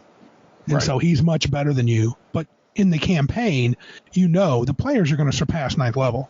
This dude is not even going to be a threat later on for them. They're going to be awesome. You want them to be awesome. You can have, Radagast the Bold, this great wizard of ancient times who might still live, but he needs to be super eccentric. He needs to have some reason for not being here. Maybe his soul is bound to a demon, so he's only allowed to be on this world for, twice a year during the solstice or the equinox, and so you only have a chance to interact with him a couple of times, and he has to leave. So he could be a legendary wizard that's done lots of stuff and could still be alive, but you don't want him controlling things. And so if someone says, why doesn't he do it? Dude, he's trapped in the abyss 360 days out of 365. That's why he doesn't do it. Right. And speaking of ultra-powerful wizards, something to avoid or something that's annoying is when folks have a Middle Earth. I'm on a Middle Earth tear. Middle Earth character retreads, and I'm looking at you, Elminster. If you're not a Gandalf retread, I don't know what you are, and it's annoying. Ultra powerful wizard and blah blah blah blah, and he's like the person in the setting. I do think the Forgotten Realms has its charm, and I understand why people get upset because Elminster's a Mary Sue, but I think that the Forgotten Realms is probably, at least the first couple iterations, is a good example of how to have a fully kitchen sink type fantasy world where there's all sorts of things going on and your players can jump in, but it is kind of hard to become a big player because you have so many Elminsters. Right. There's a lot of them. He's only one, but he's the most well-known. Yeah, he's pretty tough, but he's... The Seven Sisters and Kelvin Blackstaff, and which I think the Blackstaff is a woman now. Of course she is. Joe, she should be. They are by far the best of all things. Best of all things, yes. Oh, we're so chauvinistic because we want fair treatment. But are anyway, we wanting to do any? Are you have any more on the annoying part, or are we going to move on to setting rants? Any in particular? I have a couple, but yeah, I'm kind of done with the stuff there. But setting rants, yeah, you mentioned. Well, yours was kind of the Elminster thing. Well, I think the Forgotten Realms is a good setting in itself, except for the problems I mentioned. It would be great if it didn't have that stuff. Right. I think a rant that I don't like is I think setting like Dragonlance. I know it's got a lot of fans, and I've heard some cool things that people have done in Dragonlance, but for the life of me, I cannot think of a halfway interesting Dragonlance campaign that's not the War of the Lance. Right. Or why would I want to run a campaign in Middle Earth and not do the One Ring story? Right. I mean, if I don't, and it's just my fault. I mean, I don't think well inside of the settings that are based off properties. Star Wars is a little more manageable for me, but it's still hard. You're not going to tell the Skywalker story. Heck, are you going to talk about Jedi? Are Jedi even going to be in the equation?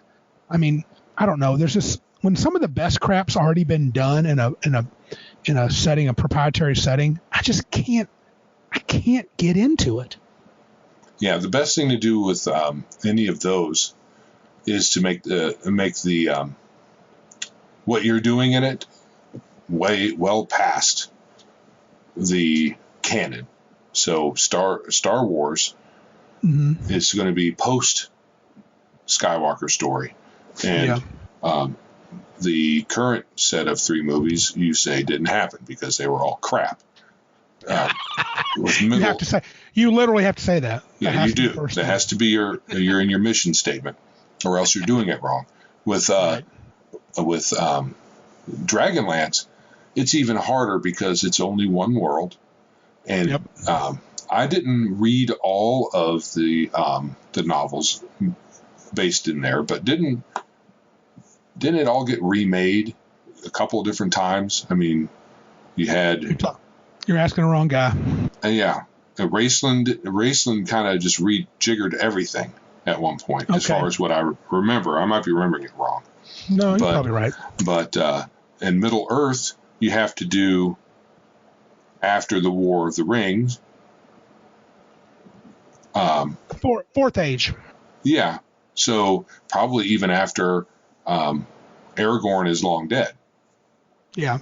And then just tell some other story, which you could do because nothing would... I mean, all the heroes ended up going to the east. All the elves are gone. So that would be interesting. So you'd have to tell a story without elves.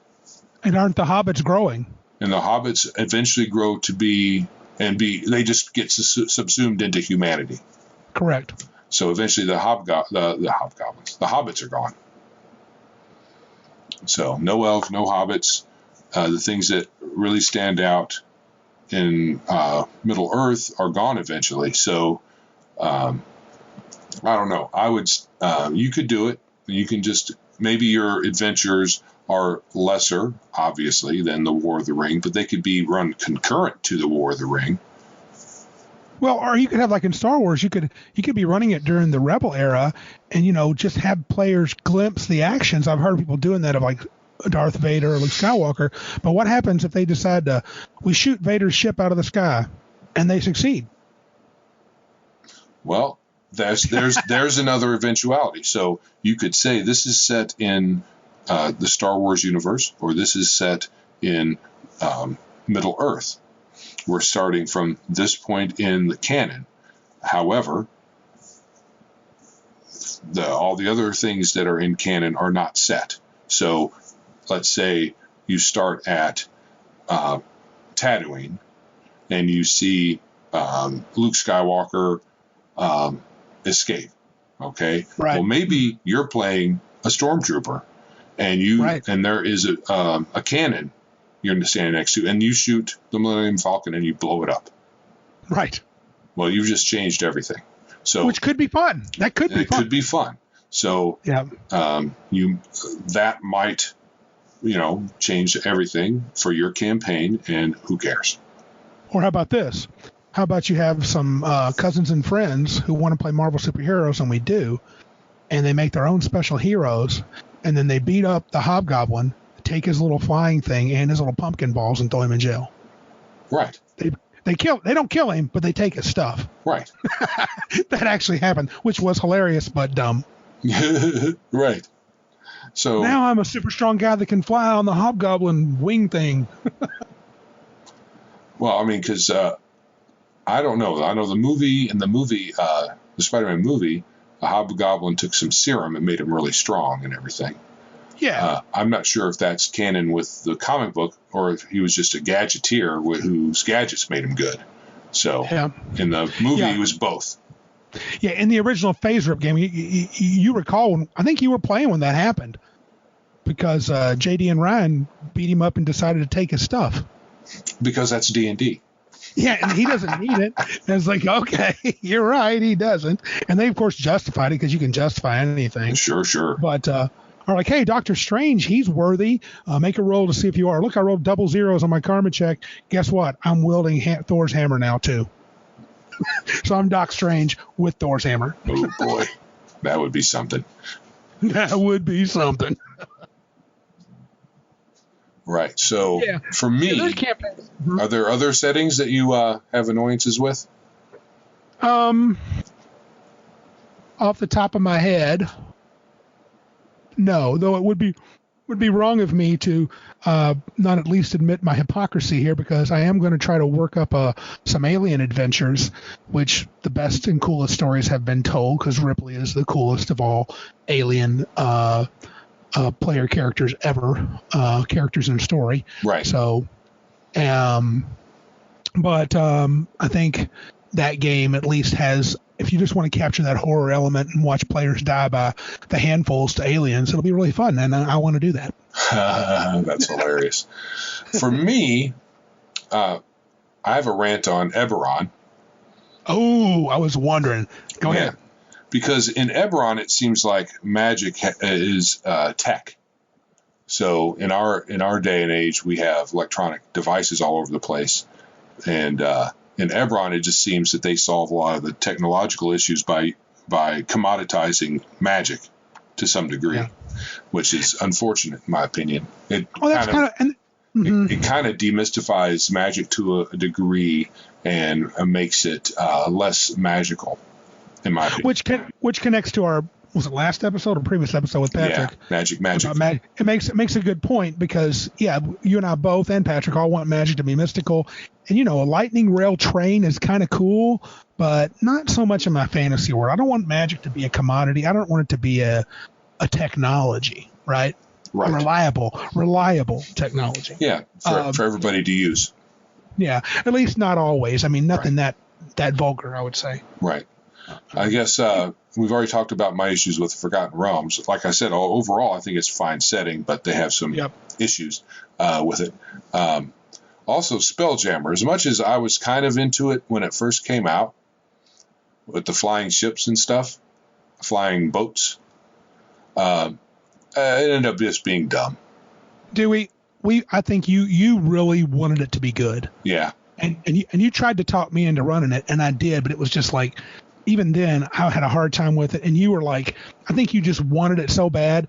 But when you look at the stupid hippopotamus man and the weirdness of some of the ships, even though it was kind of cool at times, I don't know, space pirates, kind of fantasy space pirates, I guess, but it's not my cup of tea. Yeah, and I like flying ships. I love them, but steampunk does flying ships a lot better for the system that it's in. I think you could do flying ships within a fantasy setting without having the weirdness of Spelljammer.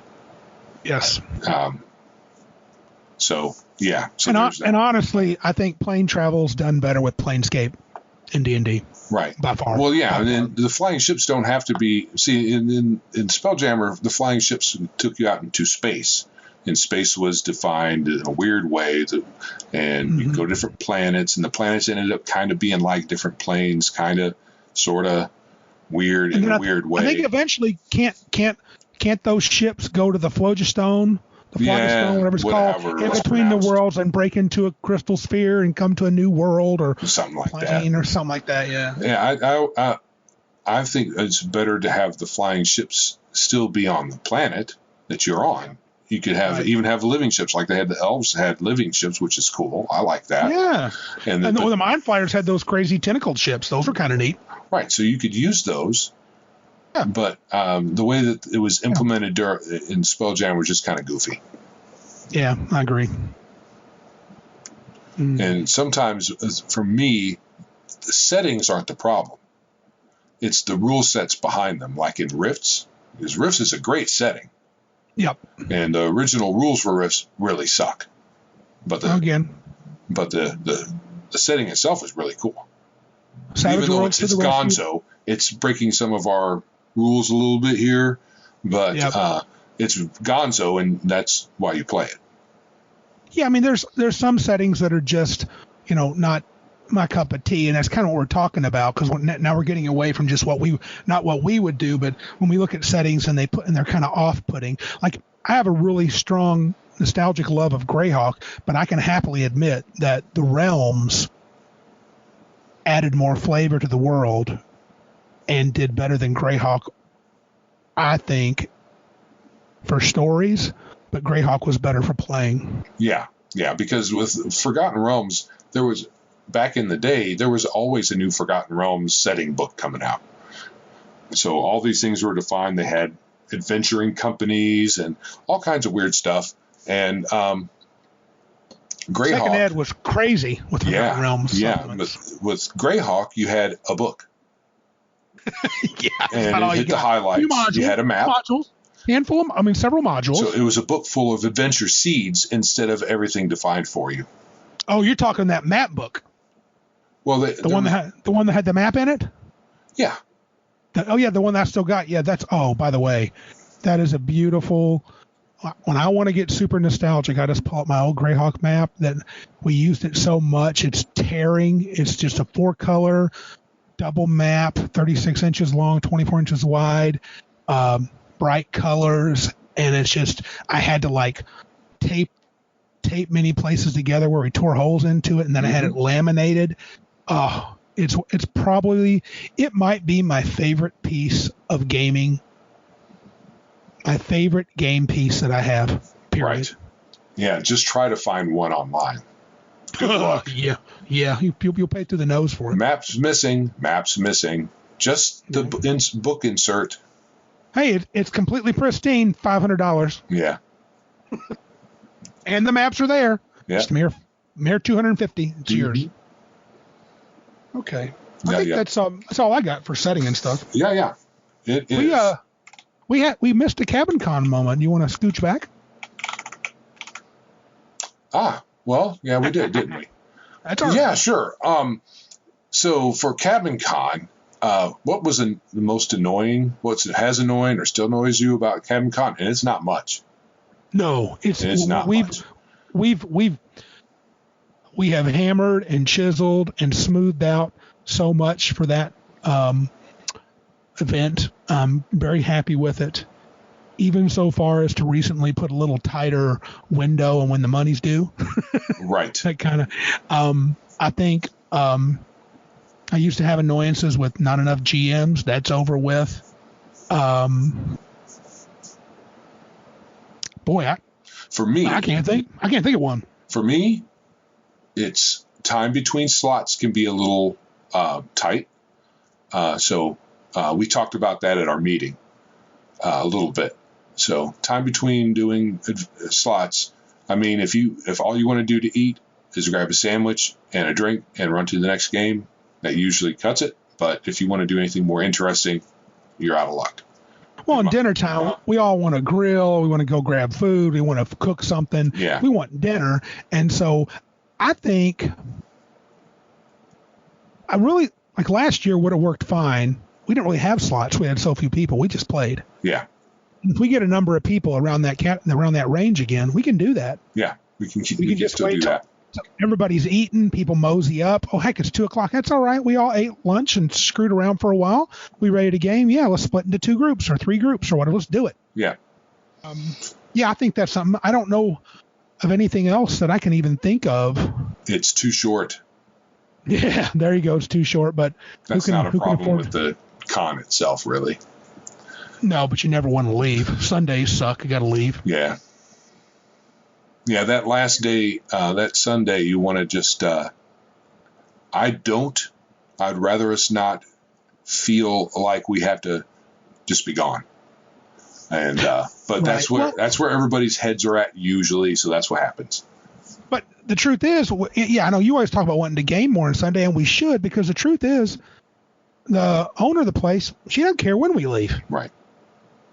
She doesn't care when we leave on Sunday. I think she'd like us to be gone before dark. Right. And that's about it. So we could probably stay till 4:00. Right. In fact, I'll ask her this year, how long could we stay and not feel like we're imposing? I think I'll ask her that. Sounds good. And that's not necessarily we have to force everybody to stay there the whole day. It's just those who want to stay overly long. For you, Joe, this is my boy Joe, I'm running a game Sunday. All righty. I'm going to write it down. I'm going to make one for Sunday, and I'm running it. Groovy. Because I usually don't run much on Sunday. Right. Yeah, there's not much that annoys me about CavinCon now. I really can't think of anything at the moment. No. Not at all. Oh. Well, I guess that brings us to the part where we say, please share, like, or review our podcast on Anchor, Breaker, Apple Podcasts, Spotify, Stitcher, or wherever you get your podcast at. If you'd like to support our show, then please check out our website at biggestgeekispodcast.com and click on the support tab. Oh, you finally changed it. Oh, awesome. Oh, yes. Randy has done it. Right. Yes. Any contribution is much appreciated, and we thank you for your consideration. If you have any questions, you can email us at questions@biggestgeekispodcast.com. I'd like to take the last one if you don't mind. Sure. I want to give a special thanks, so does Joe, to Glen at Radio Grognard, and he also does THACO's Hammer with a couple of his buddies. Their podcasts, most of them are pretty OSR. THACO's Hammer is the 2nd edition one. And Glen at Radio Grognard talks about a lot of stuff, but he's more of a talk podcast like us. It's not everything OSR, but I know that's his preference. I'd like to thank him for giving us a listen and a shout out. Those are both good podcasts to listen to. I don't play a lot of old school games anymore, but I do appreciate it. Definitely fix my nostalgia little thing I got going on, but I definitely do like to listen to those guys. They have good advice on gaming. Thanks a bunch, Glenn. We appreciate it. Yes, I've given that a listen. I listened to several episodes the other day of Radio Grognard, and I haven't had a chance to listen to THACO's Hammer, but I'm going to do that tomorrow. THACO's Hammer tends to be a little on the long side, and their episodes are just 1, 2, 3, 4, 5, so you're just going to have to randomly try one and see what they talk about. But they do a pretty good job. And I'll start at the beginning and work my way through. There you go, brother. Yeah. All right. Well, this is Joe. And I'm Randy. And remember, if you can't be big like us, then be geeks like us.